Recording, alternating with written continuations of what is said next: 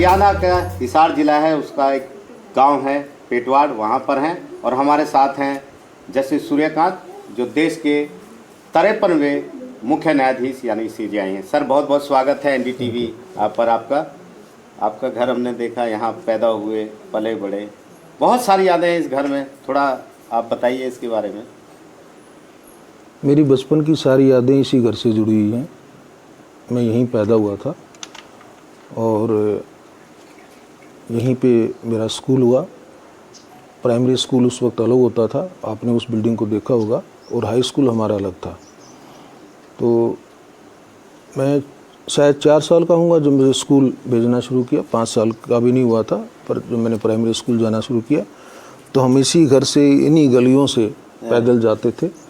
और उस वक्त का जो स्कूल का बस्ता हाथ में तख्ती, वो लेकर के गांव के स्कूल में जाते थे।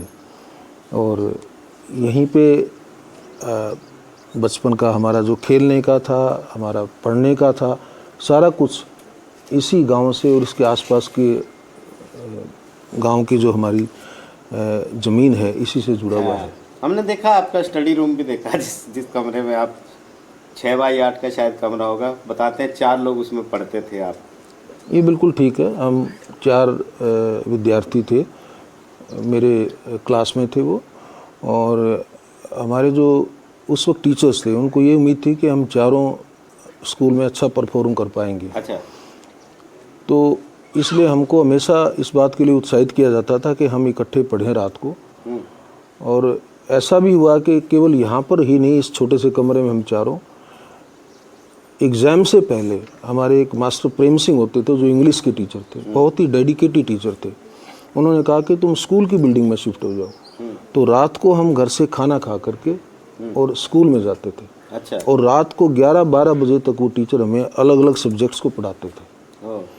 और फिर हम सुबह उठ करके घर आते थे, तैयार होकर के दोबारा स्कूल जाते थे। बिजली ज़्यादा परेशान तो बिजली का कनेक्शन गांव में आने शुरू हो गए थे, हमारे यहाँ भी कनेक्शन था, लेकिन बिजली की सप्लाई बहुत कम थी। तो पढ़ने के लिए कभी बिजली पर डिपेंड नहीं हुए। तो लालटेन या उन दोनों लैंप आता था मिट्टी के तेल का, तो उस मिट्टी के तेल के लैंप को ही आमतौर पर हम यूज़ करते थे। लेकिन सर, यहाँ एक गांव, हरियाणा का एक गांव है, वो नई दिल्ली लुटियन जोन में एक सुप्रीम कोर्ट ऑफ इंडिया है। सुप्रीम कोर्ट ऑफ इंडिया में एक सीजेआई है, चीफ जस्टिस ऑफ इंडिया। कभी सोचा था कि यहाँ से निकलकर यहाँ के गलियों, गांव की गलियों से घूमते हुए, खेतों से गुजरते हुए, फसल काटते हुए एक दिन आप सीजेआई बन जाएंगे? नहीं, निश्चित तौर पर नहीं सोचा था। उस वक्त तो ये भी नहीं पता था कि जुडिशरी क्या होती है और उसमें जज की क्या भूमिका होती है। संघर्ष का दौर था, हर गांव के बच्चे के लिए था, तो मेरे लिए भी था। मैं कोई उसमें अपवाद नहीं था। गांव के बच्चे बहुत मेहनत से पढ़ते थे और उनमें से कुछ बच्चे जो है वो कामयाब होते थे। आमतौर पर गांव में हर एक के परिवार की ये जिज्ञासा होती थी कि आपने अगर मैट्रिकुलेट कर लिया है तो आप नौकरी का प्रयास कीजिए, और आप गलती से कॉलेज में चले गए हैं तो कॉलेज के बाद तो कुछ और करने का मतलब ही नहीं है, आप नौकरी के लिए ज़रूर प्रयास कीजिए। तो ये ऐसा ही एक, जिसको बोलेंगे, एक ऐसी स्थिति मेरे सामने भी आई। पर मैं मेरे माताजी पिताजी को इस बात का पूरा श्रेय दूंगा कि जब मैंने ये अभिव्यक्त किया कि मैं आगे पढ़ाई करना चाहता हूँ, तो उन्होंने मेरी बात को माना। फिर घर में ये द्वंद्व हुआ कि मैं पढ़ाई क्या करूं। तो मेरे भाइयों का सलाह ये थी कि मैं एमए ज्योग्राफी में करूं, क्योंकि मेरा सब्जेक्ट था वो। और मैं इस बात के लिए डिटरमिन था कि मैंने लॉ करनी है। अच्छा, मतलब उस समय मन बना लिया था? उस वक्त मैंने मन बना लिया था आपको इस फील्ड में जाना। हाँ। तो मेरे पेरेंट्स दे स्टूड बाय मी, और उन्होंने कहा कि जो चाहते हो वो करो। तो मैंने लॉ किया। और वैसे ये अपने आप में एक मेरे प्रोफेशनल स्ट्रगल की एक लंबी कहानी है, पर मैं बहुत ही विस्तृत तौर पे बिल्कुल आपको थोड़ा सा इसका वर्णन दूंगा कि मैंने अपने डिस्ट्रिक्ट कोर्ट्स में, हिसार में मैंने प्रैक्टिस शुरू की। और 4-5 महीने की प्रैक्टिस के बाद वहाँ जो डिस्ट्रिक्ट सेशन जज साहब थे, तो मैंने एक मेरे सीनियर का केस वहाँ पे उनकी कोर्ट में आर्गू किया। मेरे सीनियर ने कहा छोटा मुकदमा है, तुम आर्गू कर दो। उनका मेरे पर कॉन्फिडेंस था। मैं उसके लिए उनका बहुत बड़ा मेरे लिए प्रेरणा स्रोत रहे और मेरे करियर की बनाने में उनका भी बहुत बड़ा योगदान था। तो मैंने वो केस आर्गू किया तो डिस्ट्रिक्ट जज साहब ने सारे डिस्ट्रिक्ट के जितने भी सीनियर एडवोकेट्स थे उनको बुला करके कहा कि इस लड़के को यहाँ ख़राब मत कीजिए, इसको हाई कोर्ट जाने की प्रेरणा दो। तो मैं हाई कोर्ट में किसी को जानता नहीं था, तो मेरे सीनियर ने और बाकी सीनियर लोगों ने उन्होंने कहा कि हम लेकर के जाएंगे आपको। और एक बहुत बड़े विद्वान सीनियर एडवोकेट थे, वो अपनी गाड़ी में मुझे लेकर के चंडीगढ़ लेकर के गए और किसी वहाँ एक सीनियर एडवोकेट के पास उन्होंने मुझे छोड़ा। और ये मेरे पेरेंट्स का आशीर्वाद, मेरे गुरुओं का आशीर्वाद, मेरे गांव के बुज़ुर्गों का आशीर्वाद था कि मैं बहुत जल्दी ही प्रोफेशन में मेरे नाम कमाया। और 5-7 साल की प्रैक्टिस के बाद पूरा स्टेट मुझे जानता था कि एक सक्सेसफुल लॉयर है। फिर उसके बाद मेरी, मैं बोलूँगा कि संघर्ष से सफलता की कहानी शुरू हुई। मैं 2000 में एडवोकेट जनरल बना स्टेट का, मैं सबसे छोटी उम्र का एडवोकेट जनरल बना। और जब मैं 40 साल का ही हुआ था तो मेरा नाम रिकमेंड हुआ जज बनने के लिए। मैं बना तो 41 साल से ज़्यादा उम्र में बना, लेकिन तभी नाम रिकमेंड हुआ था। बाकी आपको सब मालूम है, चीफ जस्टिस में बड़ी संघर्ष की कहानी। और सबसे बड़ी बात यह है कि लोग जो ये कहते हैं, जो हमारे लीगल फील्ड में आप देखते हैं कि जज का बेटा ही जज बनता है। आप शायद आपके घर में कोई इस वकालत से रहा नहीं, फर्स्ट जनरेशन लॉयर आप? मैं फर्स्ट जनरेशन लॉयर हूँ। मेरे न परिवार में न कोई मेरे रिश्तेदार में उस वक्त कोई भी लॉ ग्रेजुएट नहीं था। बाद में तो मेरे भतीजों ने, कुछ ने लॉ किया है, लेकिन उस वक्त मेरे किसी दूर दराज रिश्तेदारी में भी कोई एडवोकेट नहीं था। और मैं ये बात मानने को तैयार नहीं हूँ कि सिर्फ जजों के बच्चे ही जज बन सकते हैं या ऐसी कोई प्रथा रही है या रहनी चाहिए। मुझे लगता है कि मेरिट कहीं पर भी छुपी हो उसको ढूंढना चाहिए और उस मेरिट को रिकॉग्नाइज करके उसको हमें मान सम्मान देना चाहिए। ये किसी भी सिस्टम को स्ट्रेंथ करने के लिए ये बहुत ही अनिवार्य है। बहुत बहुत धन्यवाद सर, ये अपने घर की, अपनी इस यात्रा की जो आपने की है वो बताने के लिए। और अब हम चलते हैं जैसे सूर्यकांत के स्कूल में, जहाँ पर वो टाट पट्टी, जिसको फर्श कहा जाता था, वहाँ पर पढ़ाई करते थे।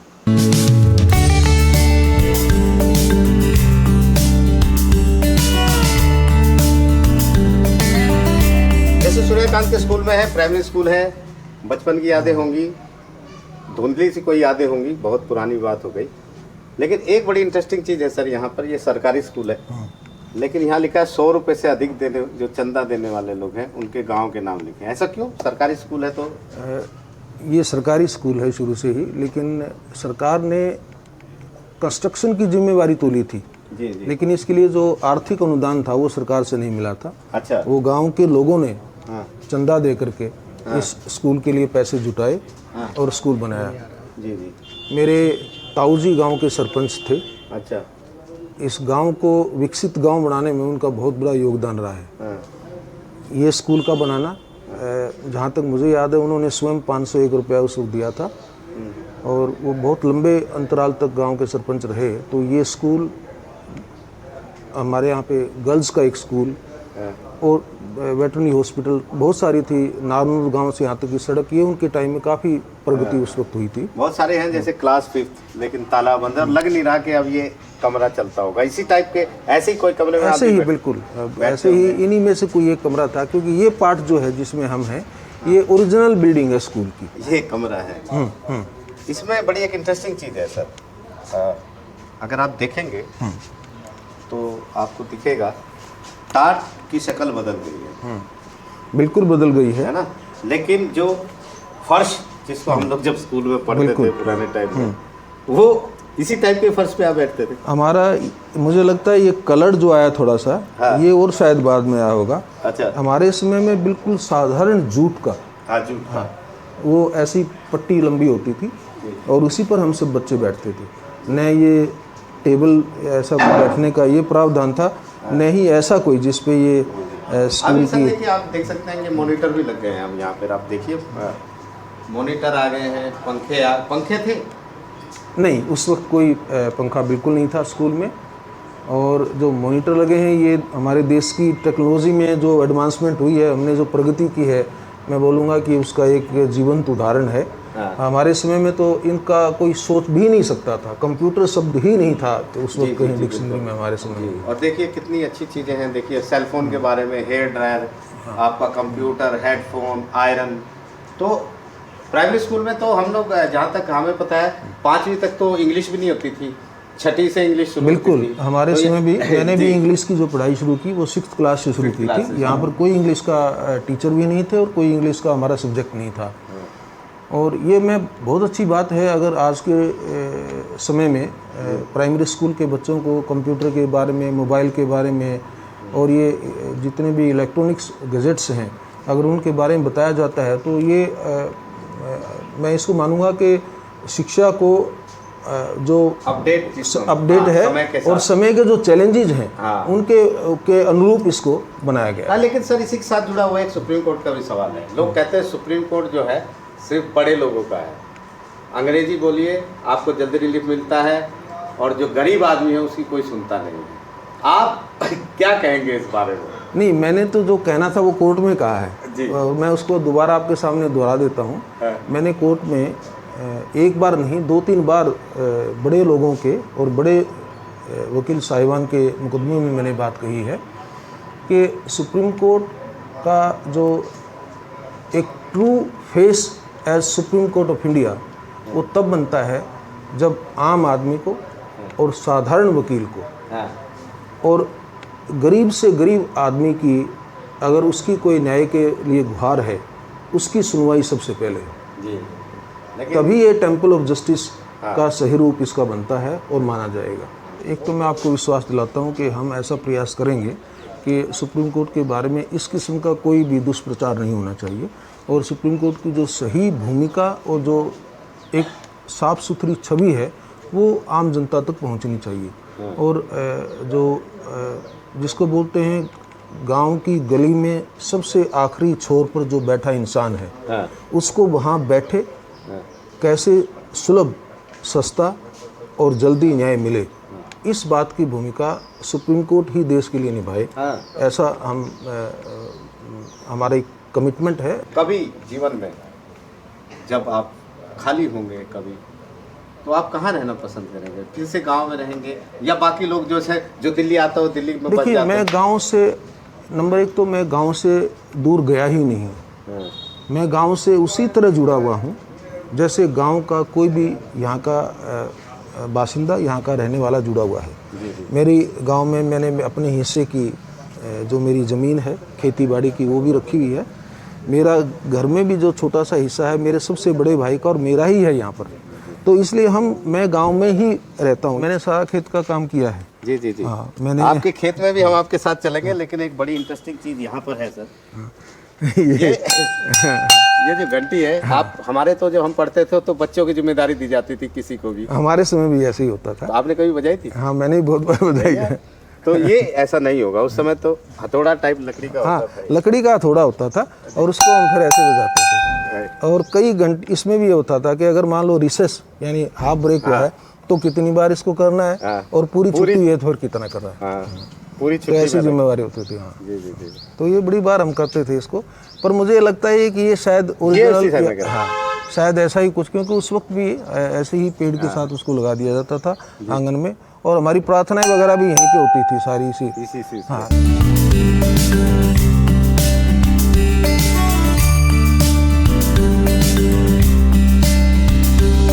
और ये पूरा नेचुरल है, ये तालाब, क्योंकि खेती के बीच में तालाब बनाया गया है, इसकी क्या कहानी है? हाँ, मैं इसकी थोड़ी सी आपको बैकग्राउंड दूंगा। हमारे गांव की हिस्ट्री है, उसमें जो जिन हमारे बड़े बुजुर्गों ने, महापुरुषों ने गांव को बसाया, उनमें लगता है मेरे दादाजी के भी परदादा थे, कान्हाराम जी। वो भी गांव के जो ओरिजिनल वासी हैं उनमें उनका नाम हमें आता है। कान्हाराम जी के पास बाद में हो सकता है कंसोलिडेशन के बाद भी ऐसा हुआ हो, हमारे 2 पार्सल ऑफ लैंड थे। एक यहाँ से कोई तकरीबन 1 किलोमीटर आगे है वो, और एक हमारा ये आप देख रहे हैं तालाब और इसके आसपास की जो हमारी ये लैंड है। कान्हाराम जी ने गांव में उस वक्त पानी की पीने की कोई सुविधा नहीं थी, या कुएं वगैरह थे, लेकिन कुओं का भी पानी नीचे चला जाता था। तो बारिशों में पानी इकट्ठा हो जाए और गांव के लोगों को, ये मैं इसको विशेष तौर पर महत्व देकर बता रहा हूँ कि पानी पीने के लिए उन्होंने अपने खेत में वॉलंटियर 2 तालाब बनाए। फिलहाल तो सुप्रीम कोर्ट में की बात करें तो वहाँ तो लोग सेटिस्फाई है नहीं, किसी बात पे एक पक्ष कभी कुछ कहता है, सुप्रीम कोर्ट ने कर दिया, फिर दूसरा सोशल मीडिया पे ट्रोलिंग शुरू हो जाती है। ऐसे लोगों को कैसे सेटिस्फाई करेगा सुप्रीम कोर्ट? देखिए, जुडिशरी का काम कोई पॉपुलरिटी गेन करना नहीं है। हाँ, एक तो जुडिशरी को ये बेसिक प्रिंसिपल समझना चाहिए।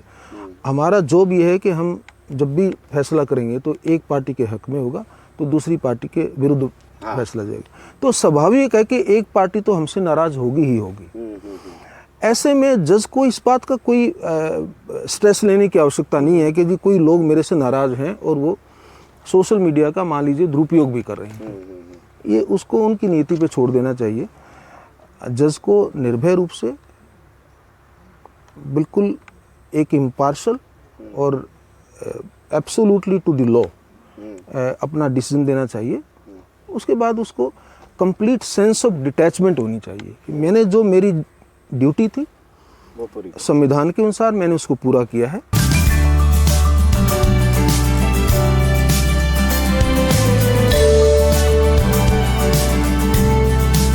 तो जैसे सूर्यकांत के खेतों में आ गए हैं, ये धान आप जैसे बताया पैडी लगी है जी, तो अब क्या ये तैयार हो चुके हैं कटाई के लिए?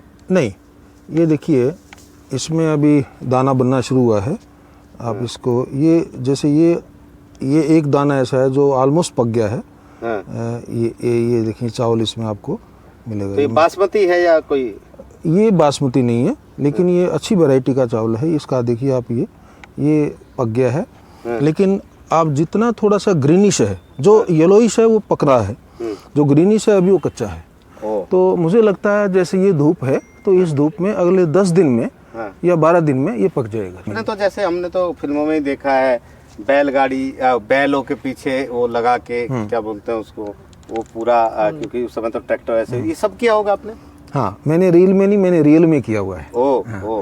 मैंने हमारे यहाँ पे बैलगाड़ी थी, मैंने बैलगाड़ी से कई बार, मतलब अनगिनत बार उसको खेत में लाया हूँ, खेत से लेके गया हूँ।